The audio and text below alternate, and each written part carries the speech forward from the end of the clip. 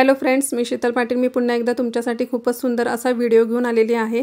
तर आजच्या व्हिडिओमध्ये आपण हुक्स कसे लावायचे, आई कशी लावायची आणि प्रेस बटन पण कसे लावायचे ते सर्व तुम्हाला सांगणार आहे स्टेप बाय स्टेप आणि थोड्याशा टिप्स सोबत. तर इथे बघा, मी इथे 4 पदरी घेतलेला आहे. म्हणजे दोन पदरी आपण असा ओवून घेतला की 4 पदरी होतो. तर तसा घेतलेला आहे. तो कुणासाठी, तर हुकसाठी घेतलेला आहे. हुकसाठी मी 4 पदरी घेणार आणि आईसाठी मी 8 घेणार. ठीक आहे. तर तुम्हाला पुढे कळेलच. आता इथे मी काय करणार आहे, आता एक गोष्ट अशी की भरपूर जण 5 हुक्स लावतात. तर मी नेहमी छोटी पट्टी असू दे ब्लाऊजची किंवा मोठी असू दे हुकची पट्टी, तर मी 6च लावते. कारण की परफेक्ट आपली म्हणजे जी फिटिंग आहे ती परफेक्ट बसते.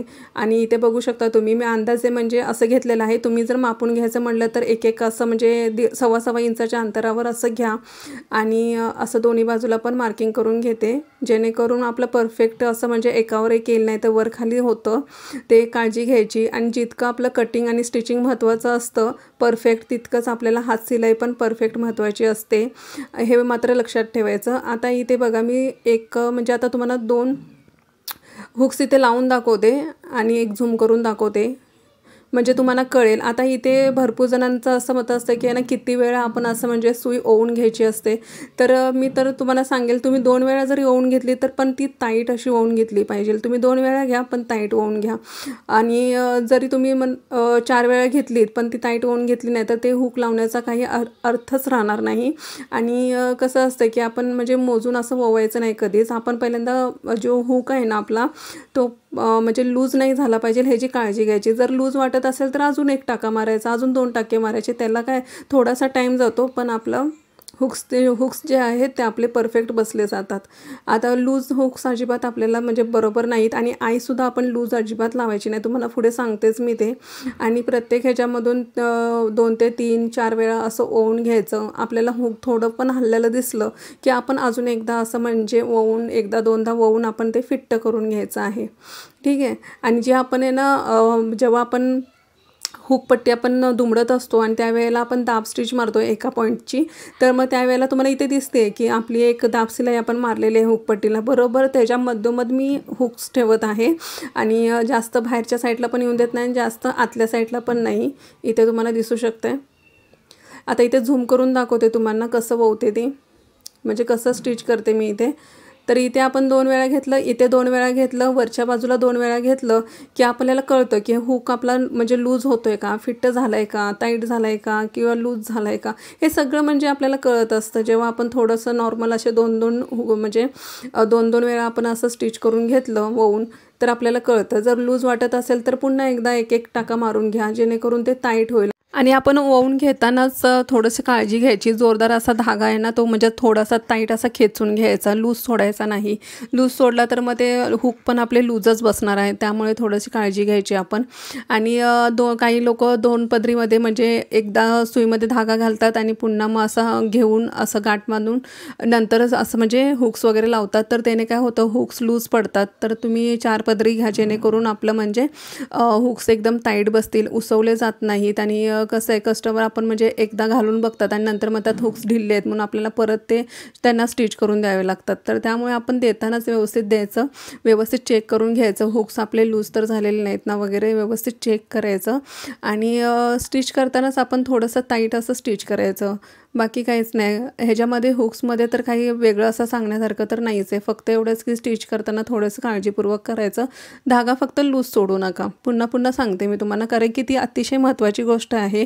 छोटीशी वाटते आपल्याला, पण ती पण खूपच ब्लाऊजमध्ये महत्त्वाची गोष्ट असते. कारण की जे ब्लाऊज जास्त शिवतात तर काही वेळेला काय होतं की आपण घाईघाईमध्ये देण्यासाठी आपण म्हणजे मोठं असं स्टिच करायला जातो आणि ते लूज पडतात आणि मग पुन्हा ते कंप्लीट आपल्याकडे येते. मग त्यामुळे आपण देतानाच व्यवस्थित द्यायचं. जितकं आपण कटिंग एवढं मनापासून करतो, परफेक्ट करतो, स्टिचिंग एवढी फिनिशिंग जी करतो, मग हात सिलाई करताना आपण म्हणजे हे का करा, घाई का करा, मग त्याच्यामध्ये आपण कमी का करा. मग त्यामुळे आपण थोडंसं तिथं पण लक्ष द्यायचं. ठीक आहे. तर मला रिक्वेस्ट होते ह्याच्याबद्दल भरपूर की यांना म्हणजे हात सिलाई कशी करायची, म्हणजे हुक्स वगैरे कसे लावायचे ते सांगा म्हणून. तर त्यामुळे मी हा व्हिडिओ बनवलेला आहे. तर आता इथे आपले हुक्स वगैरे लावून झाले. इथे फिट्ट करून टाकायचं 2-3 वेळा सुई वर खाली करून, अशी म्हणजे टाईट करून. आणि इथे बघू शकता तुम्ही परफेक्ट झालेले आहे। बाहेरच्या साईडला पण धागा असा म्हणजे दिसत नाही आणि इथे पण आपलं परफेक्ट झालेलं आहे। आणि जी बाजूला पट्टी दिसते ती तुम्ही हेमिंग करून घेऊ शकताय आणि नाही घेतली तरी चालते, कारण की ती काही म्हणजे बाहेरच्या साईडला येत नाही। जर हुक्स व्यवस्थित लावले तर काहीच प्रश्न येत नाही, कारण की आपण एक दाब शिलाई त्यामध्ये दिलेलीच आहे ना। त्यामुळे आता हे जे घेते ते मी इथं 8 पदरी घेते, म्हणजे 4 घेतलं त्याला ओवून असं घेतलं की ते 8 झाले। मग ते 8 घेते, कारण का आपल्याला इथे म्हणजे टाईट असा आय पाहिजे। भरपूर जण काय करतात एकदम पातळ अशी आय करतात आणि ती नंतर जर म्हणजे हेवी चेस्टचं जर असेल, म्हणजे जसं की हा ब्लाऊज 46 साईजचा होता, तर त्या लोकांना ते खेचलं जातं आणि नंतर मग ते आय तुटली जाते किंवा लूज होते। ठीक आहे, तर मग तसं नाही झालं पाहिजे। आणि दुसरी गोष्ट म्हणजे अशी की आय आपण शिवताना बरोबर एकदम थोडं म्हणजे जेवढा हुक जाईल तितकंच अंतर ठेवायचं आहे। भरपूर जण म्हणजे खूप अंतर ठेवतात, म्हणजे अर्धा इंचाचं असं अंतर ठेवतात, तर तितकं नाही। मी तुम्हाला जवळून दाखवत आहे बघा कसं स्टिच करा। आणि आतल्या साईडला जे आपण ओवतोय ना ते आतल्या साईडला गेलं पाहिजे, बाहेरच्या साईडला नाही आलं पाहिजे, म्हणजे इकडच्या आपल्या फिटिंगच्या साईडला नाही आलं पाहिजे। म्हणजे हुकाच्या साईडला त्या बाजूला आपलं तोंड पाहिजे त्याचं आईचं। ठीक आहे, आता इथे बघा मी 4 ते 5 वेळाच फक्त घेतलेलं आहे ते वरखाली ओवून, आणि कारण का जेवढं हुक जाईल तेवढंच मी अंतर ठेवलेलं आहे। जर जास्त ठेवलं ना तर ते ताणलं जातं आणि आयपट्टी पूर्ण दिसली जाते आपली, आणि ती ताणून आहे ना ब्लाऊज पण असा म्हणजे मधून ताणल्यासारखा दिसतो। मग कस्टमरला काय वाटतं की अरे ब्लाऊजच परफेक्ट शिवलेला नाही, तर त्यामुळे आपण इथे पण काळजी घ्यायची जेणेकरून ते फिटिंगला परफेक्ट बसेल, हुक व्यवस्थित त्यामध्ये अडकले जातील ह्याची पण काळजी घ्यायची। कारण कसं होतं भरपूर बायका जे डेली यूज करतात, म्हणजे डेली ब्लाऊज जे असतात बऱ्याच जणांचे, तर त्याला म्हणजे असं म्हणजे काम वगैरे करताना हुक असे लूज पडतात। मग त्यावेळेला ते म्हणजे कसं थोडंसं काळजीपूर्वक घ्यायचं आपण स्वतः, कारण आपण शिवतो ना ब्लाऊज आपल्याला माहीत असते। मग त्यामुळे आपण आय शिवताना एकदम थोडंसं म्हणजे छोट्या शिवायच्या, म्हणजे जेवढं हुक जातं ना तेवढ्या अंतरातच शिवायच्या। म्हणजे आता इथे बघा ना तुम्ही 4-5च झालेले आहेत फक्त नॉट तयार इथे। ठीक आहे, तर ह्या पद्धतीने आपण फक्त स्टिचेस जेवढं आपण म्हणजे आपल्या चॉकने मार्किंग करतो ना तेवढंच आपलं तिथंच आलं पाहिजे, बाहेरच्या साईडला आणि आतल्या साईडला असं टोकं म्हणजे कट टू कट असं आलं पाहिजे। तुम्हाला कळालं असेल आता आय कशी केली आपण ती, मी तर तुम्हाला थोडीशी फास्टमध्ये दाखवते। आणि अंतर पण बघा आपलं परफेक्ट येते, आणि जास्त पण म्हणजे असं मोठ्या पण नाही जास्त लहान पण नाही, ह्या प्रमाणात आपण स्टिच करायचे असतात, जेणेकरून म्हणजे खूपच सुंदर असा लुक पण येतो, दिसायला पण खूप छान दिसतं, फिनिशिंग दिसते। आणि पुन्हा एकदा सांगते, तुम्ही 6 हुक्स लावा, 6 आय बनवा, 5 वगैरे बनवू नका, कारण का भरपूर जण असे 5 वगैरे बनवतात पण ना ते मध्ये असा गॅप पडतो। जे जास्त छातीचे जे म्हणजे जे फुल चेस्ट ज्यांची जास्त असते त्यांना ते म्हणजे थोडंसं असं म्हणजे तुम्हाला कळत असेल मध्ये असं उचलल्यासारखं दिसतं, तर ते इथं दिसणार नाही, ते एकदम क्लिअर आहे ना, कट टू कट अशी पट्टी सरळ येणार। तर ती तुम्ही एकदा ट्राय करून बघा, म्हणजे तुम्हाला म्हणजे सोपं म्हणजे कळेलच तुम्हाला।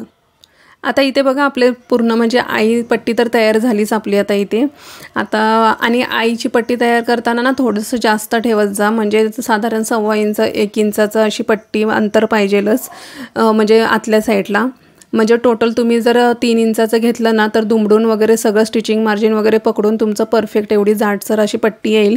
आणि इथे हुक्स पण व्यवस्थित असे इथे अटॅच होतील, तुम्हाला दिसते किती छोट्या आय केलेल्या आहेत मी, जेवढं हुक जाऊ शकतं तितकंच। आणि तुम्हाला माहिती आहे आपण रेडीमेड जेव्हा ब्लाऊज घेतो तर त्यावेळेला ते हुक्स वगैरे कसे निघाले जातात, किती चिडचिड होते आपली, ते काय हुक्स वगैरे म्हणजे पुन्हा आपल्याला वेळ आहे का इतका की आपण पुन्हा ते स्टिच करत बसणार, तर ते आपण करतानाच म्हणजे मुळात आपण करतानाच व्यवस्थित आपण चांगलं करायचं। आता इथे बघा जी आपली वरची पट्टी आहे ना त्याच्यापेक्षा थोडंसं मी आतल्या साईडला घेते, म्हणजे वरच्या पट्टीचं जे अंतर आहे ना त्याच्यापेक्षा आतल्या साईडला। आणि हे प्रेस बटन आपण लावतोय ना, तर जी फुगीर बाजू आहे ना ती आपण खालच्या बाजूला म्हणजे शोल्डरला लावायची आहे, आणि जी चेपटी बाजू आहे ती आपण वरती पट्टीला लावायची आहे। तुमच्यामध्ये भरपूर जणांना ही गोष्ट माहिती असणारच आहे, पण जे नवीन शिकतात त्यांना माहीत नसते, तर मी त्यांच्यासाठी सांगते, कारण की भरपूर जण आपले व्हिडिओ बघून डायरेक्ट क्लास न करता डायरेक्ट स्टिच करू लागलेले आहेत, मग त्यांना थोडंसं माहिती असावी म्हणून सांगते। तर इथे आपण ह्या पद्धतीने शिवायचं। आता तुम्ही म्हणाल की वरच्या पट्टीपेक्षा खाली अंतर कमी का घेतलं, म्हणजे जे खाली बटन लावलेलं ते कमी का घेतलं, तर इथे वरती बघा मी वरती सुद्धा त्याच म्हणजे थोडंसं अंतर सोडूनच लावत आहे। जेवढं आपण खाली अंतरावरती लावलं ना बटन ते म्हणजे तितक्याच अंतरावरती वरती पण लावत आहे, त्याचं कारण सांगते मी तुम्हाला। तर इथे आपण व्यवस्थित स्टिच करून घ्यायचं, आणि हे प्रेस बटन कसं वगैरे लावायचं असतं ह्याची स्टिचिंग वगैरे सगळी तुम्हाला दिलेलीच आहे मी मागच्या व्हिडिओमध्ये, जर बघितली नसेल तर बघा। आणि फुल चेस्टमध्ये वेस्ट राऊंड राऊंडमध्ये फरक असल्यानंतर आपण किती माप घेतलं पाहिजे ते पण म्हणजे सांगितलेलं आहे कटिंगच्या व्हिडिओमध्ये, तिथे पण बघा.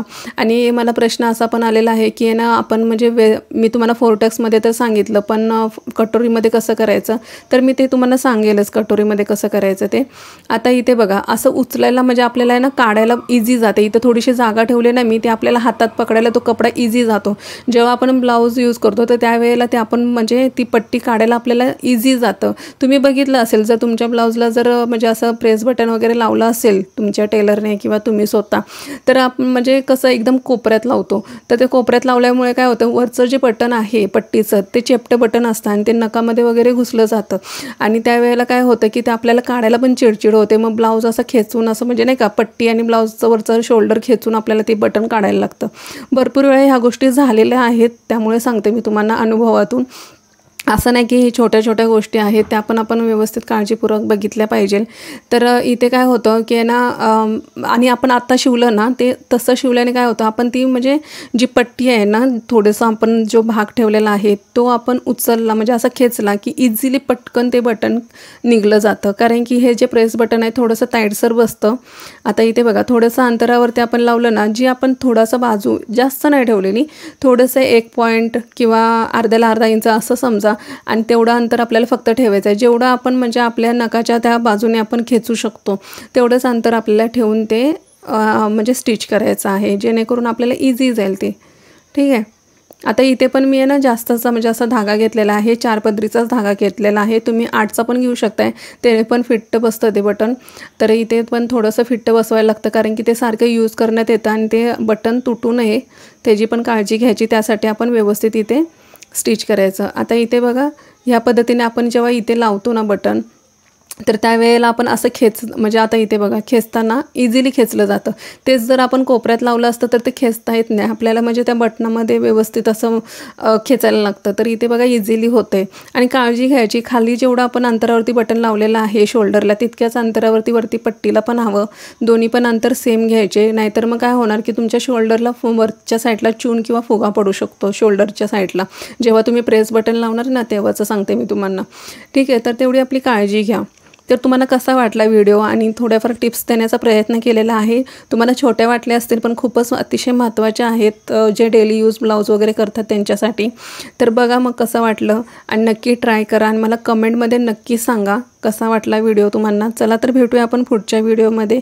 बाय.